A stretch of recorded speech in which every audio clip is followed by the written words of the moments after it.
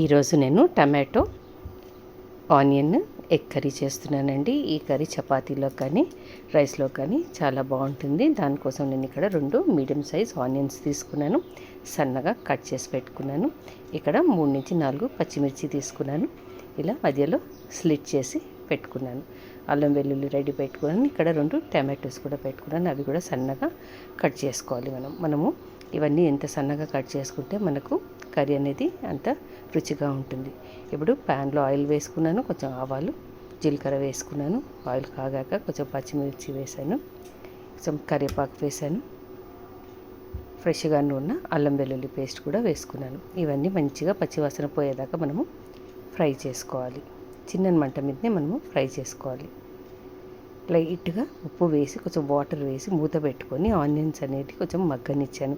మనకు ఆనియన్స్ మగ్గనిస్తే కొంచెం కర్రీ అనేది చాలా రుచిగా ఉంటుందండి. లేకపోతే అంతా మనకు ఆనియన్ పంటికి తగులుతూ, ఎందుకంటే ఇది టమాటో ఎగ్ కర్రీ కాబట్టి కొంచెం ఆనియన్ మెత్తగానే ఉండాలి. ఇక్కడ కొంచెం పసుపు కూడా వేసుకున్నాను. పసుపు కూడా పచ్చివాసన పోయేదాకా ఫ్రై చేసుకున్నాక సన్నగా తరిగిన టమాటో ముక్కలు కూడా వేసేసుకున్నాను. ఇవి కూడా మంచిగా మగ్గాలి. టమాటో ఎంత మంచిగా మగ్గితే మనకు కర్రీ అనేది అంత టేస్టీగా ఉంటుంది. ఇప్పుడు టమాటోస్ కూడా మంచిగా మగ్గిపోయాయి.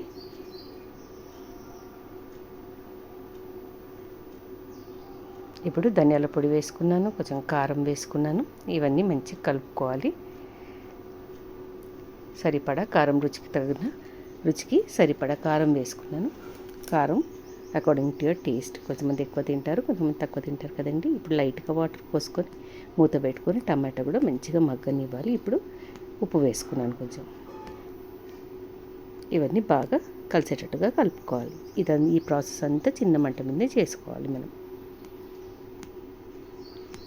ఇక్కడ నేను ఒక ఎగ్ తీసుకున్నానండి. ఎగ్ బీట్ చేసుకొని అందులో కొంచెం పసుపు, కొంచెం ఉప్పు వేసుకొని నేను మంచిగా బీట్ చేసుకున్నాను. కొంచెం లైట్గా మిల్క్ కూడా వేసాను. మిల్క్ వేయడం వల్ల మనకు ఎగ్ కర్రీ అనేది చాలా టేస్టీగా వస్తుంది. అలా వేసేసుకొని పైనుంచి కొంచెం కొత్తిమీర వేసి కలపకుండా మూత పెట్టేసుకున్నాను. ఒక 2 నిమిషాలు మూత పెట్టుకున్నాక ఇప్పుడు మెల్లగా కలుపుకోవాలి. ఈ ఎగ్ కర్రీ చాలా టేస్టీగా ఉంటుందండి. మీరు ఒకసారి ఇలా ట్రై చేసి చూడండి. ఎగ్ మంచిగా బీట్ చేసుకొని కొంచెం ఉప్పు, కొంచెము అల్లం వెల్లుల్లి పేస్ట్, కొంచెం మిల్క్ కలుపుకొని ఇలా బీట్ చేసుకొని వేసుకుంటే ఎగ్ కర్రీ చాలా టేస్టీగా ఉంటుంది. అంతేనండి, ఎంతో టేస్టీ అయిన టమాటో ఎగ్ కర్రీ రెడీ అయిపోయింది. చపాతీలో కానీ రైస్లో కానీ చాలా అంటే చాలా టేస్టీగా ఉంటుంది. Thank you so much for watching my video. Please support me friends.